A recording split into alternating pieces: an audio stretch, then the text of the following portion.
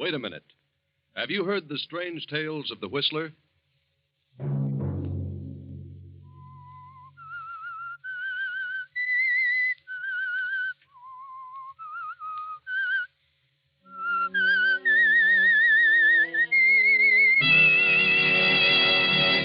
I'm the Whistler.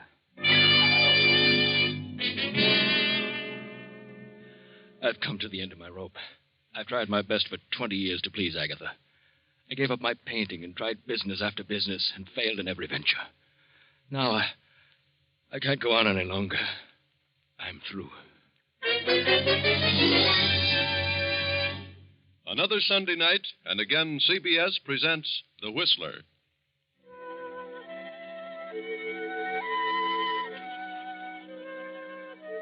I, the Whistler, know many things, for I walk by night. I know many strange tales, many secrets hidden in the hearts of men and women who have stepped into the shadows. And so I tell you tonight the amazing story of the Alibi. Poor Henry Farrington paces the library floor. Through his mind run the events of the past 20 years, from the day when he married the wealthy young widow Agatha Durant. Henry hadn't $1 of his own then, nothing but charm. He still hasn't $1 of his own, and now very little charm. Henry was a struggling artist, but Agatha was a businesswoman and was determined to make Henry a businessman. And Henry had tried hard. Agatha backed him in venture after venture, bossing him, completely dominating his every moment. But Henry experienced nothing but failure, and gradually Agatha's love turned to disgust. And now, 20 years later, his artistic talent long since vanished, he realizes what a wreck Agatha has made of him. What are you doing in here, Henry? Morning, Agatha. I said, what are you doing? Why, I'm just thinking. That's what I thought. What are you doing with the lights on in the daytime? Why, it's cloudy this morning. A bit dull in here. You don't need lights to think. Turn them out. Yes, Agatha. Are you going to do nothing but mope around again today? What do you want me to do? Do you know what day this is? Why, no. What day is it? Perhaps I've forgotten. You'd forget your head if it weren't tied down. It's the 1st of the month. You go into town and collect the rent on the store buildings. Very well, Agatha. Shall I deposit it in the bank? No. Bring it back here. And hang on to it. You lost it last time. Or so you said. I did lose it. You need a nursemaid to follow your every move. You've done a pretty good job of it. Did you order the garden hose yesterday? No, I forgot it. I had a lot on my mind. Yeah. What's bothering you now? Well, I've got a chance to get in on a pretty good deal. I need some money. What kind of a deal? Well, it's an oil lease deal. Who with? Why, Joe Hammond. A 50-50 proposition. Joe Hammond? You know better than to talk to me about Joe Hammond. He's done pretty well. Yes, for himself. Double-crossed everybody he ever came in contact with. He's a good lawyer. You mean he was? Good thing I caught up with him and had him disbarred. He'd have stolen every dime I have. It only takes $2,000. $2,000? Add up all the thousands I've given you to put over business deals, and you'd have a fortune. You haven't an ounce of business sense in your whole body. I never said I had. That was your idea. You started me on my business career, and you can take the consequences. What do you mean by that? I'm going in on that deal. I need $2,000. And one way or another, I'm going to get it. I wish I knew what you mean. You'll know later. Where are you going? Into town to collect the rents. You better bring it back with you. I will, Agatha. I'll bring the rent and... And what? And the hose. Of course. Good morning, Agatha. Threatening me.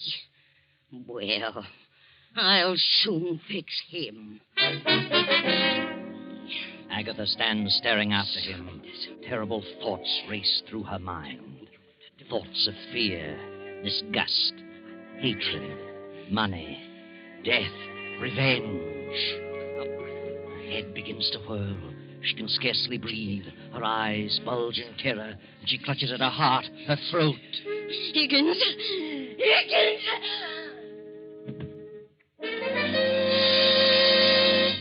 Higgins, the butler, rushes in, realizes at once that Agatha has had another of her heart attacks, carries her to the Davenport, gives her a dose of her stimulant, and calls Dr. Johnson. I heard her call to me, but she was unconscious when I reached her, Dr. Johnson. I gave her some of her heart medicine. And I don't remember her having one of these attacks for several months, Higgins. She's had one a week for the last 4 or 5 weeks, Doctor. Oh, dear. Well, she'll pull out of it in a few minutes. Her heart's in a terrible condition. She's been under some extreme emotional strain.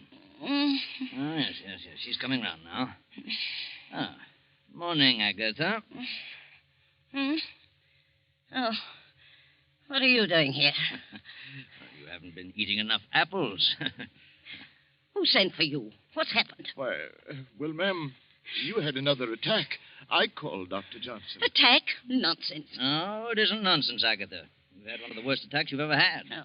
Believe me, if you don't drop all this business worry and control your temper, well, you won't have many more. Oh, bosh.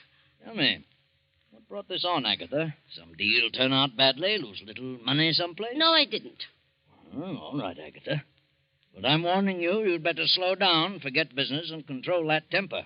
Do you realize what your blood pressure is? No, and I don't care. Oh, dear. Henry must have pulled a dilly. Who said anything about Henry? No. Take it easy, Agatha. You know, you're your own worst enemy. Well, I'll be running along. Good. Plenty of rest and quiet, and no temper. Goodbye, Agatha. Goodbye.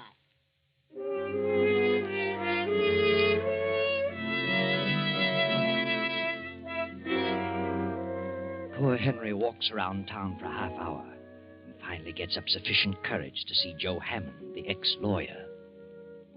Well, Henry, have you got the 2,000? Well, no, that is not exactly, Joe. When will you have it? I can raise it, but it'll take a little longer than you gave me. Now, look, Henry, I bought that lease and gave my check for 4,000. Your check bounced. You didn't have a dime, and you knew it. Now I'm caught short because of you. You'd better dig up the 2,000, or I'm turning it over to the county attorney. I'll get it, Joe. How will you get it? I'll figure it out. Did you ask your wife? Yes. But she refused when I told her it was a deal with you. Oh, you're a sap, Henry. You know she hates me. I've told her she was all wrong about you. I couldn't stand to be around a woman like that. Sometimes I can hardly stand it myself. I'd kill her. What did you say? I said I'd feed her ground glass. She's done enough to me. And if I had to put up with her as you have, well, I'd do something about it. What would you do, Joe? I'd wring her neck. I can't stand a bossy woman. You'd kill her, would you? Oh, well, I was just speaking figuratively. You've tried hard, Henry. You've done your very best to be a successful businessman. It isn't your fault. So far, you've failed, and she's sore about it. Left her entire fortune to her niece, a mere nitwit of a girl just out of school. I know, but she took out a $50,000 policy payable to me. Oh, what good does that do you? If you die first. But she isn't very well, Joe. She may live for years. You may bump off tomorrow. Yeah. Oh, of course, I doubt that. Nothing wrong with you that a bank account wouldn't fix. Is there? No, guess not. She's got all the money she'll ever need. She's not in a jam. She's seen everything.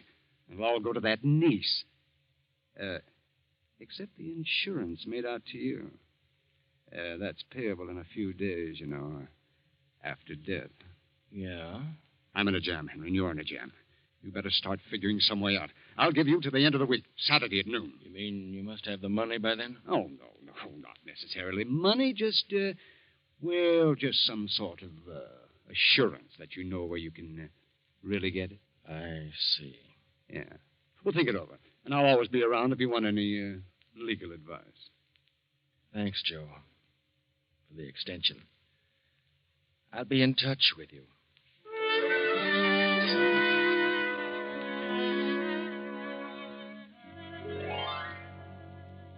Agatha is in her room now, sleeping. Her niece has come home from college, having graduated, and brings with her a young man. The two young people are waiting for the aunt to wake up. Believe me, Janet, this is certainly a swell place. I had no idea it was like this. I thought you'd like it, Grant. I've never lived in a house with more than 6 rooms. This place must have at least 15. More than that, darling. Mm-hmm. Your Aunt Agatha certainly must have a lot of money to be able to keep a place like this. She has. She has more than she knows what to do with. What'd the butler say happened to her? Oh, she had another attack. It's her heart. She has a terrible temper and pays no attention to the doctor's warnings about getting excited. According to Higgins, the doctor said he doubted if she could stand another like the one today. Must be in pretty bad shape. Do you think she'll like me, Janet? Why shouldn't she? I do. Oh, I warn you, she's a sour face and grouchy. But don't let her upset you. She'll get used to you. I love you very much, Grant. That's all that really matters. I love you, Janet. More than anything in the world. Your aunt will see you now, Miss Janet. Thanks. Come along, Grant. Right. You wait outside the door. I want to talk to her first. I'll try to get her in a good humor. Boy, this is a tense moment. I feel like I'm going before a judge. Hello, Aunt Agatha. How do you feel? I feel all right. How long have you been here? Oh, about half an hour. Sorry to hear you had another attack today. You should take things more calmly. That's easier said than done. How's Uncle Henry? He's in town. Good-for-nothing man. Oh, I wouldn't say that. What do you know about it? Nothing. Oh, I think I know Uncle Henry rather well. All men are the same. I wouldn't trust one around the street. Well, that's a matter of opinion. Aunt Agatha, Well, what's on your mind? What are you trying to say? I have a surprise for you. Surprise? What do you mean? I brought a guest home with me. A guest? Least you could do was warn me. Who is she? It isn't a girl. Who, then? Just a minute. Come in, Grant. Aunt Agatha, this is Grant. Grant? Grant who? Grant Collins. I'm very happy to meet you, Mrs. Farrington. What's he doing here? He's going to stay here for a while. Why? Well, because I asked him to. Well, I didn't ask him. But, Aunt Agatha, you don't understand. I understand, all right. And I don't need any explanations. Is this an example of what you've been doing at college, running around with men? But this is different. Grant is more than just a friend. I have enough trouble around here now without taking on any more. You'll have to leave at once. You don't know what you're saying. I certainly do. Perhaps I can explain You it. keep out of this. This doesn't concern you. I'm afraid it does concern him, Aunt Agatha. Well, who is he? Where'd you meet him? What does he do? Well, I'm just an ordinary person. I haven't come from any great family, if that's what you mean. And I haven't any money. What's your business? Well, I haven't any regular line. I've done a lot of things. But I'll hit on something. Another one. Just like Henry. You ought to have more sense than that, Janet. But I love Grant. Nonsense. And I love Janet. Young man, you better leave this house before I lose my temper. I'm not going to have my niece throwing herself away on a nobody. Now get out. Just a minute, Aunt Agatha. This is my home, too. Grant is here at my request. Is that so? Your home, eh? It's your home only so long as I choose to make it so. You're my heir, but if you dare to defy me, I'll change that quicker than you can bat an eye. Oh, you're jumping to conclusions. After you get to know me better, I think you'll like me, Aunt Agatha. Aunt Agatha? What do you mean by Aunt Agatha? I'm your nephew. Did you say nephew? Yes, he did. Grant and I are married. Married? We were married today. How dare you? How dare you do such a thing without Now, consulting please, me? Aunt Agatha, don't let yourself get excited. Get out of here. Get out. But please, Mrs. Farrington, give me a chance to explain. This marriage will be annulled immediately, Janet, or I'm through with you. Do you hear? I'll change the will and leave you nothing. It's final. Now get out. Get out, both of you, and leave me alone. Get out. Come on, Grant. Let's leave her alone before she has another attack. What do you think we should? I'm all right now. Leave me alone. Say, I never expected anything like this. Neither did I. She certainly is in a bad way. Yes. I didn't realize it was quite this serious. She's in a terrible mental state. Well, this is a pretty situation for us. Oh, I don't want you to leave, darling. You'd better wait a few days until she's better. There must be some way to win her over. I hope you're right. I'll have a talk with Uncle Henry. Something's happened to cause all this. I'll find out as soon as he comes in. Now, don't worry, darling. Everything will be all right. I hope so. I'll just keep out of her way for a few days and see what develops.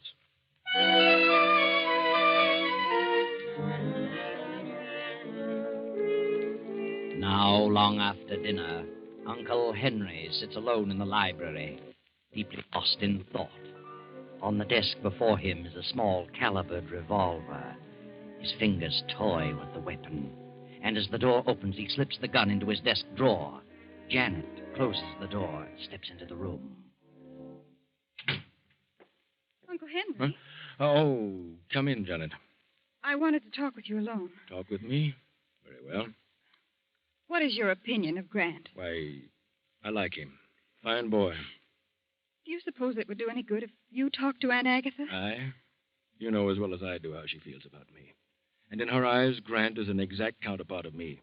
She thinks it's the same situation over again. And she's determined that you won't have to put up with a failure as she did with me. But how does she know he'll be a failure? I'm her yardstick for all men without means. What happened today to cause the heart attack? Her violent temper. But there must have been a reason. Yes, Janet, there was. I had a deal on, and I needed $2,000. She flew into a rage and had the attack after I left the house. What on earth are we going to do about her? I don't know, Janet. As for me, well, I've come to the end of my rope. I've tried my best for 20 years to please her. Now, well, I just can't go on any longer. I'm through. What do you mean? Just that. There's nothing left for me now. I'm too old to try anything new. Too old to go back to my painting, and Agatha is becoming more resentful every day. I'm licked. Uncle Henry, are you trying to tell me that you're planning something? Planning something, my dear? What do you mean? You mustn't, Uncle Henry. Regardless of how you feel, there's still much to live for. Is there? You've always been so kind and good to me. I just couldn't stand it if you were to... No, please, darling. I'm much older than you. I just see things differently, that's all. And it's been terrible lonely in this house since you've been gone.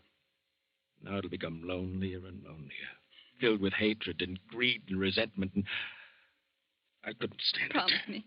Promise me you won't do anything foolish. Janet, whatever I do will be for the best. Please believe me. Everything will come out for the best.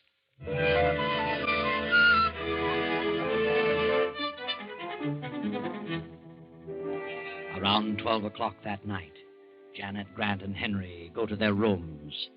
The big house settles down to sleep. Then, 2 hours after midnight, Agatha stirs uneasily in her bed. An eerie figure in white stands beside her. She opens her eyes. What? Who's there? I want you, Agatha Barrington.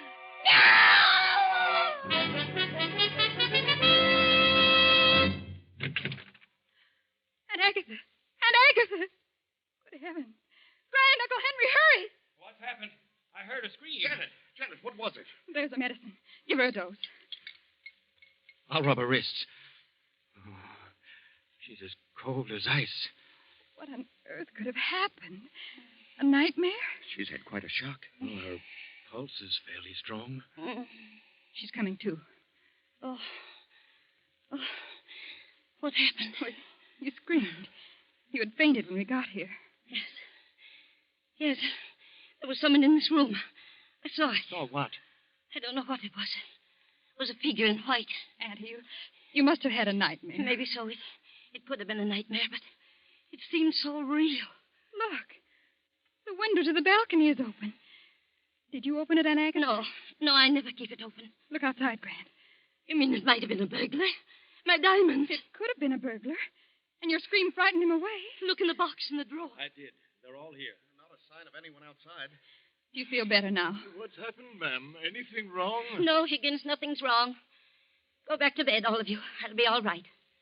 And lock that balcony window.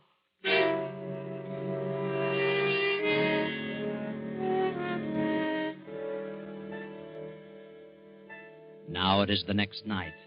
Uncle Henry is sitting alone at the desk in the library, lost again in a deep study. Grant and Janet are in the living room. You really think it might have been a prowler last night, Grant? Well, I don't know. The window was open. It could have been. I'm inclined to think it was nothing more than a nightmare. She's been so upset lately. Well, if it was a burglary, he didn't get anything. Well, that's true. And he might try it again. If he does, he's liable to get a good scare. What do you mean? This. Grant, where did you get that revolver? Out of my Oh, trunk. please, Grant, I don't like guns. Let them take what they want. If you start shooting, they're liable to shoot back. Besides, jewels can be replaced. Now, don't worry, darling. I couldn't shoot anyone if I tried. Anyway, there are no bullets in it. Then what good is it? Well, it's a little 32 I use in school for a starting gun. It has nothing but blanks in it. Yeah, see? It won't hurt anyone, but it'll give them a good scare. Well, blanks or no blanks, I don't like guns around. Now, don't worry, darling. Oh, good heavens, it's 7:30. I'd better get dressed or we'll be late for the Morrison's party. Oh, yeah, you better hurry. I'm all ready. I want to see about the car. Oh, Higgins. Yes, sir. Come in, sir. I was just having a little coffee and a bite to eat. Would you care for anything, sir? No, thanks. Did Rollins check my tires and gas? I did, sir. Rollins and the others are all off tonight. I put your car in front. Oh, thanks. Excuse me, sir. The Farrington residence? Yes? Oh, yes, Mr. Hammond. He's dozing in the library. I'll get him. What? Oh, I see. Yes, I'll tell him. Goodbye. Joe Hammond wants Mr. Farrington to come over to his place this evening. I'll tell him. Excuse me, sir. Anything else I can do for you? Oh, no. I'll be running along in a few minutes. By the way, since Mr. Farrington's going out, you'd better look in on Mrs. Farrington once in a while. Oh, I will, sir.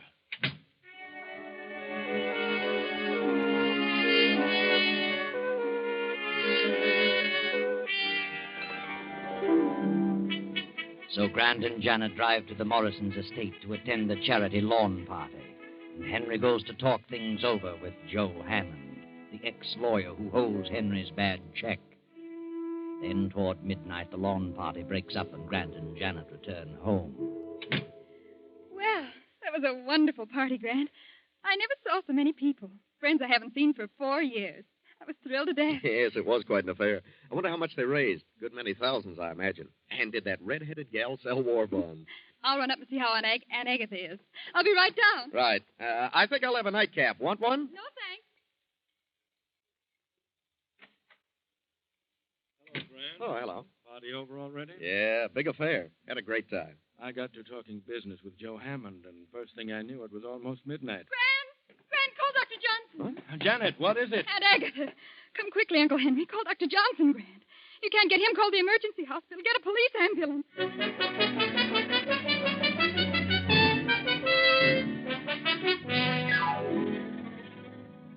I'm still trying to get Dr. Johnson, Janet. Never mind, Grant. The police surgeon says we won't need Dr. Johnson. Did he pull her out of the attack? No. He couldn't do a thing for her. She was dead when they got here. Good heavens. Well, she must have had a severe attack. Well, you see, Grant, Just a minute, folks. I'd like to ask a few questions, and I'd prefer that you didn't carry on any conversation with each other. No conversation. Well, what's he mean, Janet? Never mind. I'll get around to that. Take all their fingerprints, Davis, while I'm talking. Yeah, Captain. Yep. I demand an explanation. What do you mean, fingerprints? How long have you known Janet Farrington? Oh, about 6 weeks. Where did you meet her?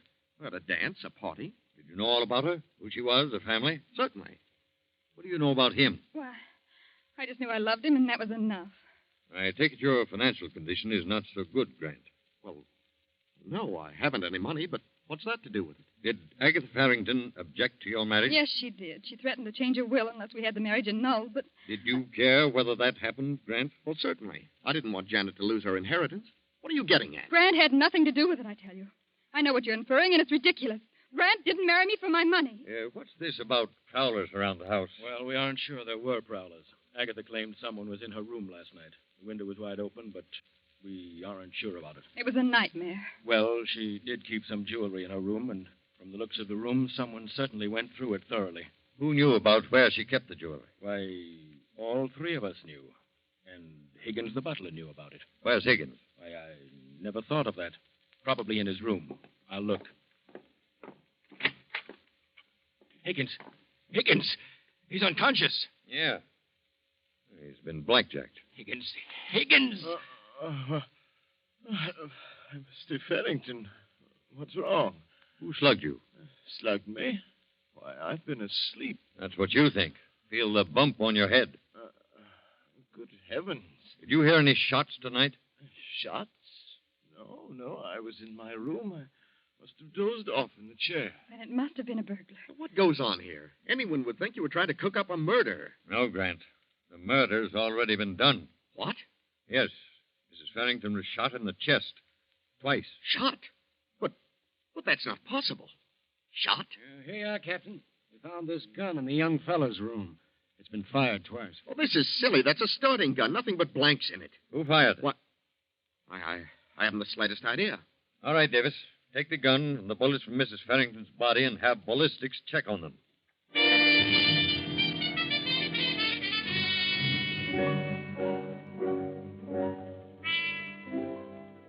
Well, young fellow, according to the ballistics test, the bullets that killed her were fired from your gun. But it isn't possible, I tell you. My gun had nothing but blanks. And there were no fingerprints but yours. I'm afraid you're stuck with this deal. No, please, please listen. I couldn't have done it. You had a motive, a gun, and an opportunity.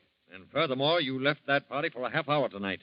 We checked on it. We have a witness who saw you leave. All right, what if I did? My gun has blanks in it.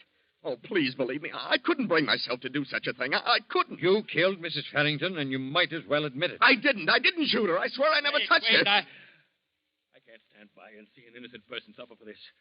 The boy didn't do it. I did it. I had a better reason. I planned it. I'd have enough of Agatha, and I was caught in a jam. I did it to get the insurance she left me. I was desperate. I came back and slugged Higgins while he was asleep, shot Agatha, and left the house. I don't believe you. You're trying to cover up for him, but it won't hold water. We've got him dead to rights. But I couldn't have killed her. I only wanted to scare her. What? Go ahead. Nothing. Then you did come back here. Spill it.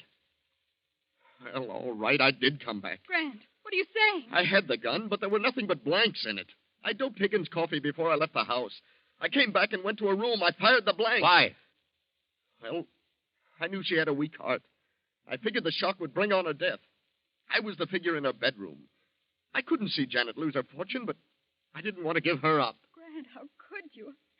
I can't believe it. I tell you, I came back and shot her. If he fired blanks, then I must have fired the bullets that actually killed her. Look at his gun. Real bullets in it. What?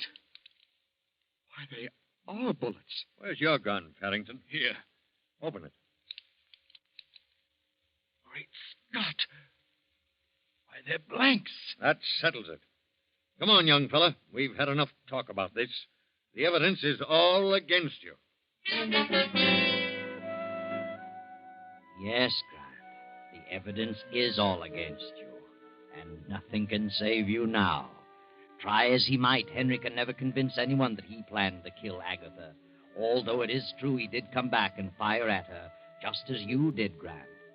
But it was definitely you and your gun that fired the fatal bullets. Of course, I know what you're wondering. How did the real bullets get in your revolver? You know, don't you, Janet? Tell us what happened. I saw Uncle Henry put a revolver in his desk as I stepped into the library that night. I was afraid he was going to kill himself. When Grant showed me his gun with the blanks, I switched the shells in their guns to keep Uncle from committing suicide. You see, I never dreamed that Grant had a plan afoot to cause my aunt's death by mental murder. There you are. Another tale of greed and revenge and hatred, all unraveled as neatly as you please.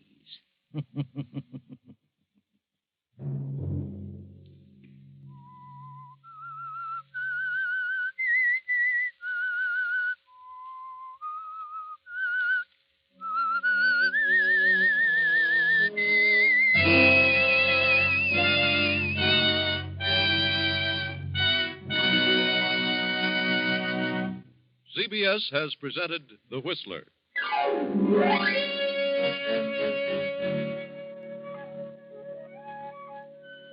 Original music for this production was composed and conducted by Wilbur Hatch. The Whistler is written and directed by J. Donald Wilson and comes to you from Columbia Square in Hollywood.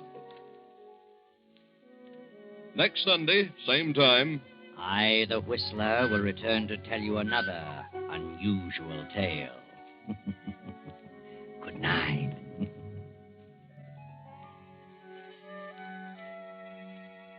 this is the Columbia Broadcasting System.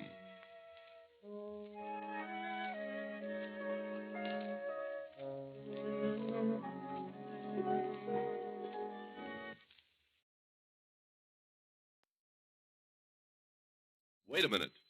Have you heard the strange tales of the Whistler?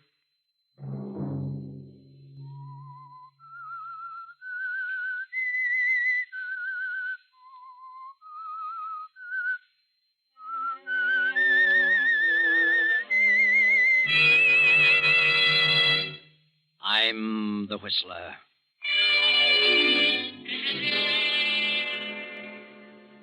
John was here in this room. I saw him and talked to him. He had a message for me. And while he was here, the room was filled with the odor of musty roses. Another Sunday night, and again CBS presents The Whistler.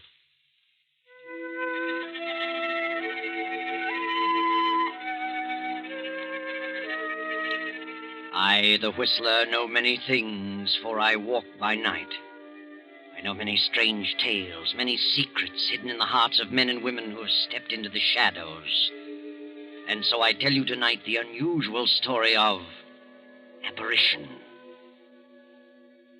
In the midst of a circle of tall, moaning pines spreads an old mansion. On the second floor, a low light burns in a large bedroom, the bedroom of Elizabeth Kemper, the elderly mistress of the mansion. Mrs. Kemper's husband, John, died suddenly a year ago and left his entire estate to his wife, Elizabeth. Shortly after John's death, Elizabeth brought her husband's sister, Bertha, and Bertha's daughter, Celia, to live with her. Since John's death, Elizabeth's health has gradually failed and she has taken to her bed. In the meantime, Elizabeth's only sister, Mary, has come to live in the great house, and Mary's son, Herbert. Now, long past midnight, Elizabeth tosses in her bed and mumbles. John, what is it? What do you want? Why don't you say it? Suddenly, Elizabeth's door bursts open, and Bertha moves into the room and stands beside the bed. Elizabeth? Elizabeth?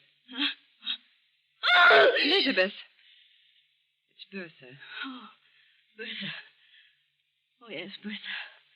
Why did you scream? Scream? Did I scream?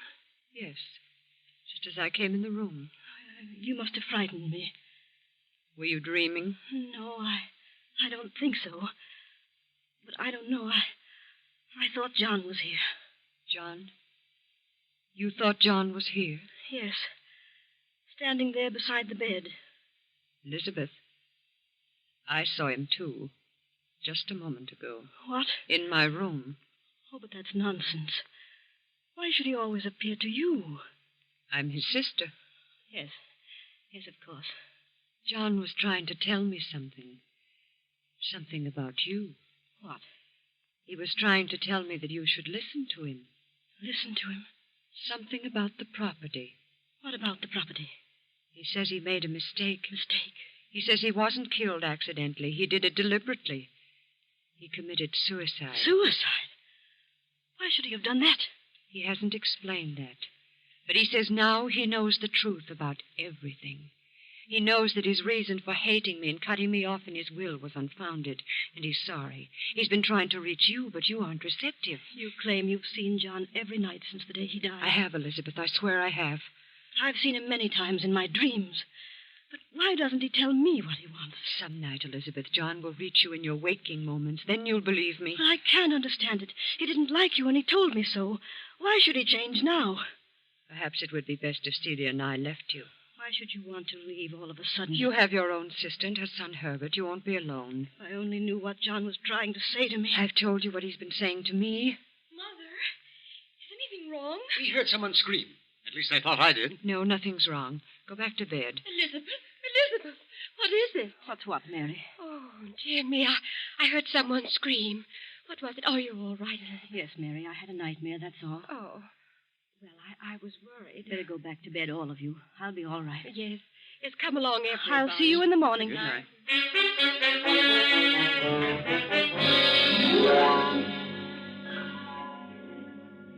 But, Mother, why do you keep frightening Aunt Elizabeth by telling her about Uncle John? I'm not frightening her. She should know the truth. But she is frightened.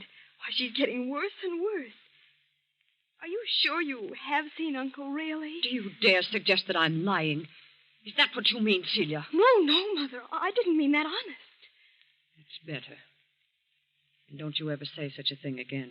But why doesn't he appear to Aunt Elizabeth? She only dreams about him. That's something that can't be answered. There are those who are gifted with the powers to see those who have departed. See them and talk with them. I'm one of those so gifted. Do you understand? Yes, Mother. John is trying to get a message to Elizabeth about me.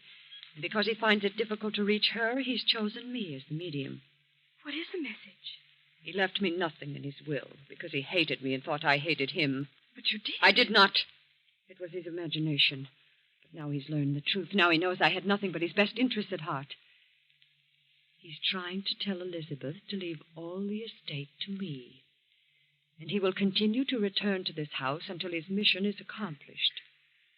Then his soul can rest in peace. I'm frightened, Mother. I don't want to stay here another day. I can't stand it You here. stay here until I'm ready to leave. Do you hear me? Yes, Mother. I hear. Now stop this nonsense and go to bed. Yes, Mother. I'm sorry. You'd better be.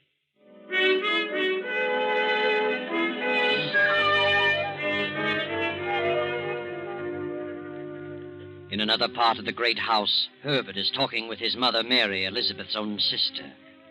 Now, Mother, get hold of yourself. Oh, I'm terribly frightened, Herbert. Why should you be frightened? Nothing can harm you.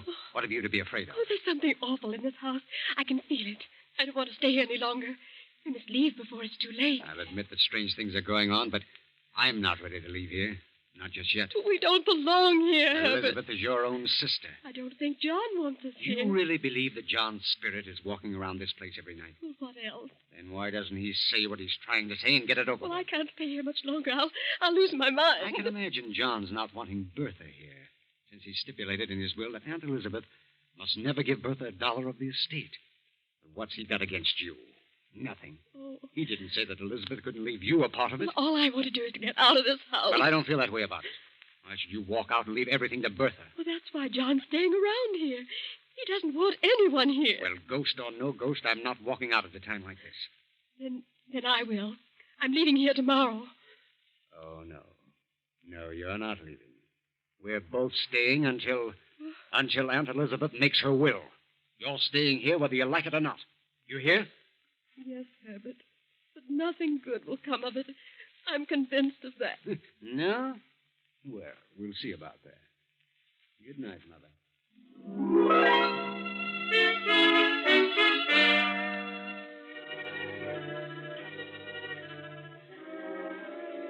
An hour later, Mary has finally dropped off to sleep. Then, as the clock strikes 3, a figure in white slips into Mary's room and stands beside the bed. Slowly, Mary opens her eyes and stifles a scream. Who is it? What do you want? I want to talk to you, Mary. Bertha. I have a message for you. A message? Yes. John is here, standing beside me. I don't see anyone. He is here. What is the message? John says that Elizabeth is planning to leave the estate to you. But he's learned the truth. He knows that his dislike for me was unfounded. He wants the estate left to me because it's rightfully mine. And he'll never be able to rest in peace until that is accomplished. Oh, I don't want it. I don't want any part of the Then estate. if you want to escape this torment, you must convince your sister that John made a mistake. If you accept any part of it, John will never let you rest. Do you understand? Yes, I understand. Very well. We'll leave you now. Good night.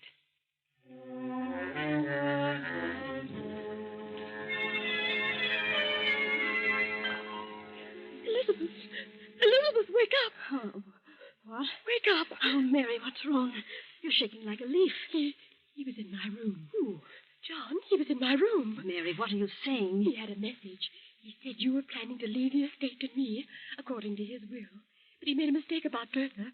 He wants you to leave it to her, so he can rest in peace. Mary, are you out of your mind? No, you must believe me. I don't want any part of the estate. Oh, please promise me. Leave it to Bertha and have done with it. I refuse to accept it. Get control of yourself, Mary. I'm leaving here in the morning. I'm frightened. And if you had any sense, you'd leave too. If you stay here, you'll go mad. Very well, Mary. If that's what you call gratitude, you can go. Oh, I'm sorry, Elizabeth, but I won't remain another night. Are you sure you saw John? Well, no. No, but he was there in my room. Did you talk with him? No, that is, Then how do you know he was there? Well, Bertha told me he was there. Bertha? Was she there, too? Oh, yes. She told me what he wanted. He said he couldn't reach you. Oh, why should John appear to everyone but me? Oh, I don't know, but I know he was there. I could sense it. I tell you, there was someone in the room with Bertha. It must have been John. Oh, let Bertha have the estate or something terrible will happen to all of us. Oh, please, Elizabeth. Go to bed, Mary. We'll talk about it tomorrow. Yes, Elizabeth.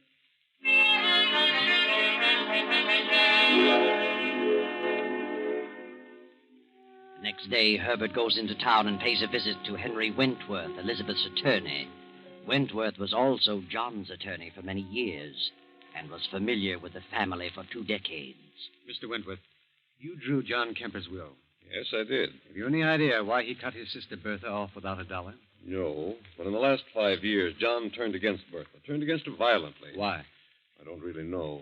She was his only sister, and he had no brothers. It was very strange. What happened to Bertha's husband? Well, he died about 5 years ago.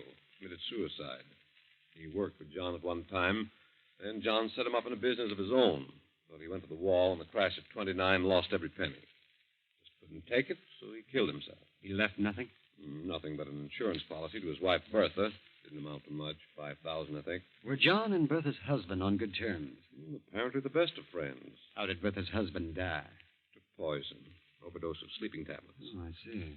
But from the day Bertha's husband died, John, her brother, seemed to turn against Bertha and shortly changed his will, cutting Bertha off. I was the only one who knew about it until the will was read. Have you any idea why he changed the will? No, none whatever. It was none of my business. Yes. Well, thank you, Mr. Wentworth. I appreciate your telling me this. Good day.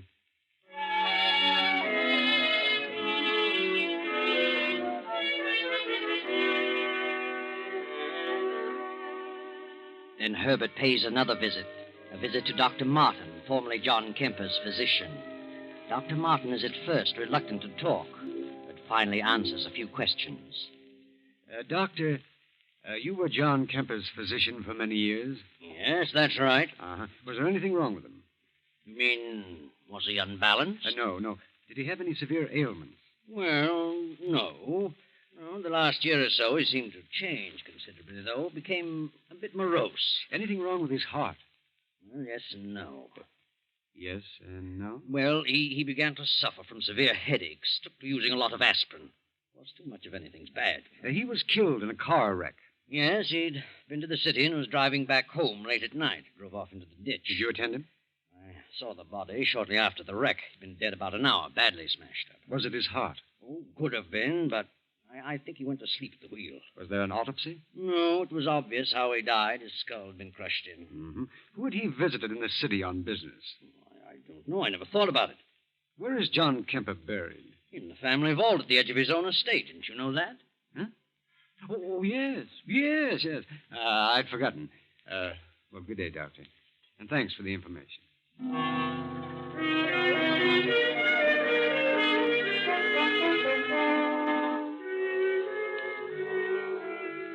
Then later that night, the household prepares to settle down to sleep. One by one, the lights go out in the various rooms. Now only that in Elizabeth's room remains. Will there be anything else, ma'am? No, Higgins. That'll be all. Has everyone gone to bed? Oh, yes, ma'am. They've all retired. Is the milk warm enough? Yes. Good night, Higgins. Good night, ma'am. I hope you rest well tonight. Thank you, Higgins. The moon bathes the estate in its eerie glow. The big clock strikes off the hour. Then, in the distance, there is the howl of a dog. A mournful howl of impending doom. John's dog crying in its loneliness. Across the lawn from the family vault walks a haggard figure in the moonlight. A figure with long white hair walking toward the house. Then a few moments later, the weird figure appears in Mary's room, stands in the shadows, and points at Mary. What do you want? Who are you? I am John. John? Oh, good heavens. I've come back to talk to you. You must hear me. I hear you. I made a great mistake in life. I hated my sister, but I know all things now. Bertha's a good woman. I'm doomed to walk this place without rest until I've made amends. Do you understand? Yes, I understand. If Elizabeth refuses to listen to my pleas and leaves this estate to you, You will never rest a moment under this roof, for I can never leave. It rightfully belongs to Bertha, and to her it must go. Oh, I don't want it. I don't want any part of it. I won't stay here. I promise. Just let me alone. I will, if you and your son leave here at once. We will. We will. Oh, where are you? John? Are you here? John? Mary gasps and suddenly falls back on her pillow. Poor Mary has fainted dead away. From the darkened stairway, the great clock chimes out the hour, 3 o'clock. Elizabeth, eyes closed but still awake, senses a presence and slowly opens her eyes. Standing close beside her is the white-haired figure, its face hidden in the shadows. No, Elizabeth. Don't turn on the lights. Who is it? You wouldn't want to see me. I've been out there too long. John! John! At last I've reached through to you. Oh, I must be dreaming again. No, not this time. Why are you whispering, John? I'm not whispering, Elizabeth. Can't you hear me? Yes, I can hear you. What is that odor? Odor? Yes, a strange odor. Like the smell of flowers. A musty odor of roses. Why, I've just come from the vault, Elizabeth. John, what is it? What do you want? You're going to make your will tomorrow. Yes. Only you can right the wrong I've done. Wrong? My father left this estate to me with the understanding that I should leave it to Bertha. Yes, I know. I suspected her of wrongdoing and cut her off, and instructed you to do so. Yes. But now I know that I was wrong. You must leave the estate to her. You must right my wrongs so that I can go on to my rest. Yes, John. If you fail to do this, I shall be doomed to walk this place throughout eternity. And all those who come here shall not know a moment's peace. Yes, I understand, John. If you fail me, you too shall suffer my torment with me forever. Yes, I'll do it. I'll do as you say, only... John... Your heart, Elizabeth? Yes, You haven't much time, Elizabeth. You will be joining me soon. I know. John, where are you? I promise, John. I promise. Elizabeth clutches at her heart, gasping for breath. A few moments pass, and she revives sufficiently to reach for the stimulant on the nightstand. She pours a dose, and as she swallows it, she glances out the window over the moonlit grounds. Across the lawn moves the white-haired figure, gliding toward the family vault at the edge of the estate. John! Elizabeth drops the glass and falls to the floor. A few seconds later, Bertha hurries into the room. Elizabeth. Mary. Herbert. What happened, Mother? Hurry. Good heavens. Is she all right? Elizabeth. Oh. She's dead. Who screamed? Must have been Elizabeth. Had another attack. Why, she's still breathing. Put her on the bed. There's her medicine. I'll get another glass. You stay here, Mary. I'll get the glass from the bathroom. What do you suppose happened to her? Maybe it was the... Was what? I don't know. What's wrong with you, Mother? You're white as a sheet. Oh, am I? What are you trying to say? I saw it, too. Saw what? What did you see? Well, I saw him. John. He was in my room a while ago. I talked to him. You talked to him? Yes, and he talked to me. I heard him and I saw him. What did he say? Stop whimpering and tell us. He said... Mother, stop it. Stop it. Oh, I won't stay.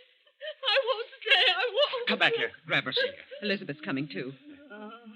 Aunt Elizabeth. Aunt Elizabeth. Oh, Herbert, You're all right now. Just take it easy. Yes, I'm all right. What's wrong with Mary? She says she saw John and talked to him. I think she's imagining things. No. She isn't imagining things. I know. I saw him do. He was here. He talked to me. Oh, now look, Aunt Elizabeth. The whole thing is... No. He was here. It was no dream. I saw him walk through the garden toward the vault. When? It can't be very long ago. There was a strange, sickly odor in the room all the while he was here. It smelled like musty roses. Oh, be quiet, Mother. Now maybe you believe what I've been telling you. What did he say? It was about his will and my will. And he talked about Bertha. About me? Yes. He said he was wrong about you. Wants to make things right through me. He knew I intended to make my will tomorrow. And he told me just what to do. Yes, that's what he said to me, too. You? Yes. Why, this is the strangest thing I've ever encountered. Why should he talk to you? Well, he did, I tell you. And Elizabeth must do what he wants. Otherwise, something will happen. What will happen? Well, I don't know. I want you to call Mr. Wentworth, the lawyer, and have him here first thing in the morning. I want to draw my will, as John tells me. Very well. I think I'll have a look around the grounds. Never go back to sleep now, anyway. So, good night, Aunt Elizabeth.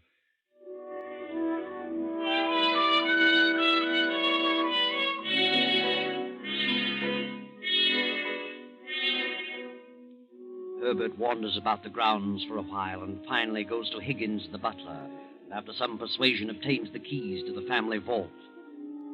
The next morning, the lawyer, Wentworth, visits Elizabeth in her room. Well, how are you this morning, Elizabeth? Much better, Mr. Wentworth. Here you had a bad night. Yes, I guess I had another attack. Oh, so? Mr. Wentworth, I want to draw up my will. I should have done it long ago, but, well, something held me back. I see. Well, I'll take down the data and have it typed, then bring it back for you to sign. I'll be in court all day, probably through the evening, so I'll have to come around 11 tonight. Very well, as soon as possible. Good. Now, let's have the particulars. Yes. To my sister, Mary Wilton, I leave the 5-room cottage in Danbury. Hmm? To my nephew, Herbert Wilton, I leave $1,000 in cash. Yes. And to my husband's sister, Bertha Mallory, I leave all other property, personal and real, amounting to some $400,000. What? Please. Amounting to some $400,000, according to my late husband's wishes. What do you mean? John stipulated that you leave not a penny to Bertha. John has changed his mind. When did he change his mind? Since his death. Don't you think we'd better postpone this until you feel better? I want my will drawn just as I have told you. But what do you mean by saying John has changed his mind? How could he? He told me so last night. You know what you're saying. Yes. I saw John. I talked to him. He was wrong in his attitude toward Bertha. Oh, this is ridiculous. I want it done as I say. Very well. I'll draw it up this way. But I certainly think that... You think I'm insane? Well, since you bring it up, yes, I do. So did I, at first. But I'm not. I'll be expecting you around 11 tonight, Mr. Wentworth. Yes. Yes, of course. I'll be here.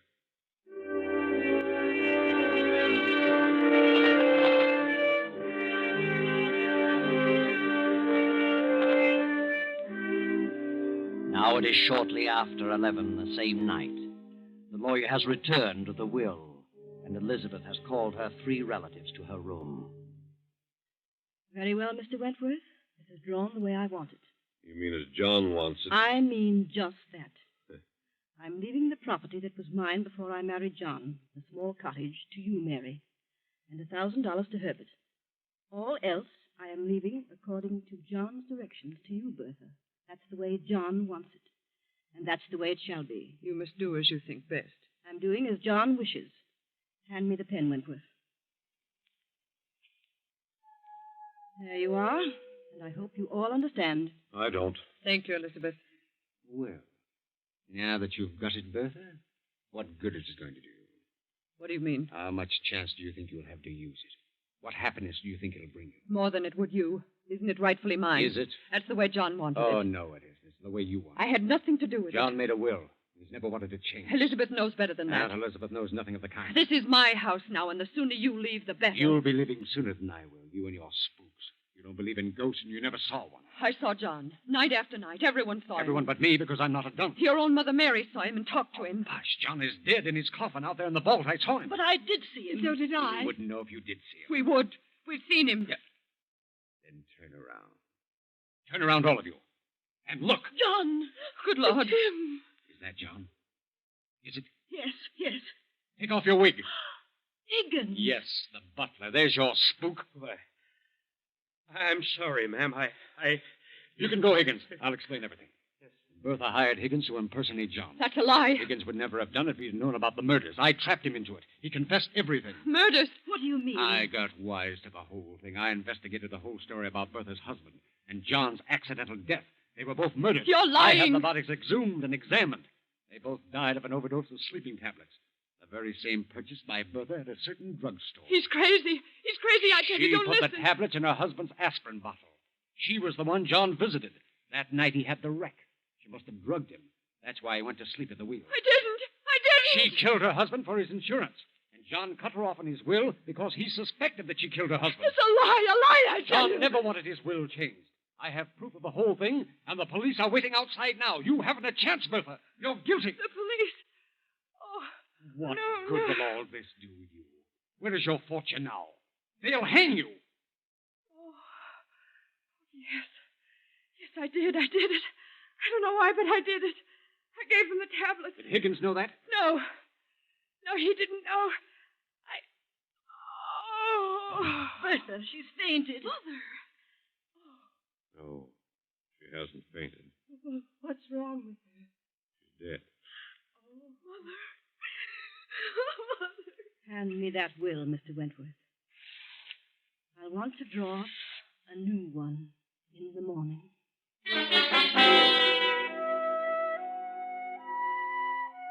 Well, there you are. That's the story. John never wanted his will changed, and for good reason. He really knew the truth. But wait a minute. How did you figure this one out, Herbert?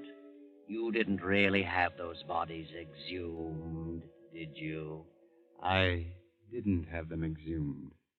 And if I had, there would have been no traces of sleeping tablets left. And there were no police waiting outside. I was bluffing, working on pure hypothesis. But it did work. Yes, it worked, Herbert. And it afforded me a very nice story indeed. Thank you, Herbert. You're welcome.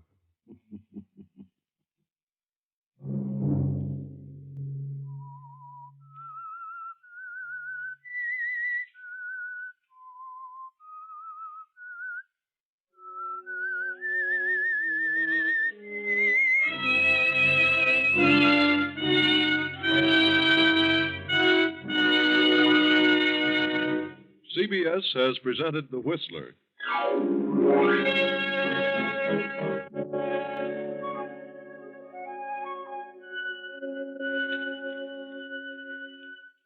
Original music for this production was composed and conducted by Wilbur Hatch. The Whistler is written and directed by J. Donald Wilson and originates from Columbia Square in Hollywood.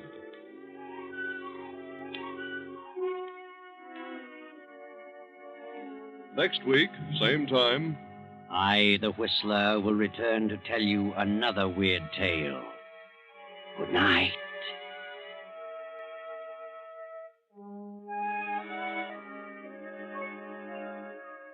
this is the Columbia Broadcasting System.